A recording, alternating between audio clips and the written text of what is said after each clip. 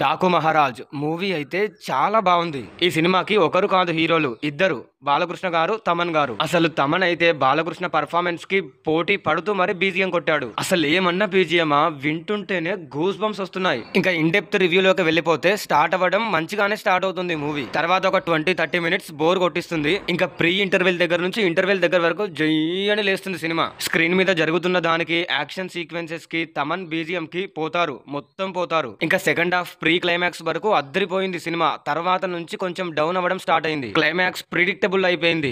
ఏం జరుగుతుందని మనం ముందే గెస్ చేసేస్తాం. దానివల్ల క్లైమాక్స్ కొంచెం డౌన్ అయినట్లుగా అనిపించింది. ఓవరాల్ గా మూవీ చూసాక ఒక మంచి సినిమా చూసామన్న ఫీలింగ్ తోనే బయటకు వస్తాము. ఈ సంక్రాంతికి perfect mass entertainer Daaku Maharaj. Mass audience కి మాత్రం ఫీస్ట్ అని చెప్పొచ్చు. ఇంకా కాస్ట్ అండ్ క్రూ విషయానికి వచ్చేస్తే డైరెక్టర్ గారు కొంచెం కొత్తగా రాసుకోవాల్సింది స్టోరీ. రొటీన్ గా అనిపించింది స్టోరీ. స్టోరీలో లోపం ఉన్నా సరే డైరెక్షన్ మాత్రం అద్దరగొట్టేశాడు. బాలయ్యని ఎలా చూపించాలో అలా చూపించాడనే చెప్పాలి. ఇంకా బాలకృష్ణ గారి పర్ఫార్మెన్స్ పెద్దగా చెప్పేదేముంది, ఎప్పటిలాగానే అద్దరగొట్టేశాడు. మిగతా హీరోయిన్స్ అందరు కూడా బానే చేశారు. Thaman BGM, songs main assets అని చెప్పొచ్చు సినిమాకి. ఇంకా ప్రొడక్షన్ వాల్యూస్ కూడా టాప్ నాచ్ ఉన్నాయి. ఈ సినిమాకి నేనిచ్చే రేటింగ్ 3.5/5. ఇది ఒక టిపికల్ బాలకృష్ణ మాస్ సినిమా.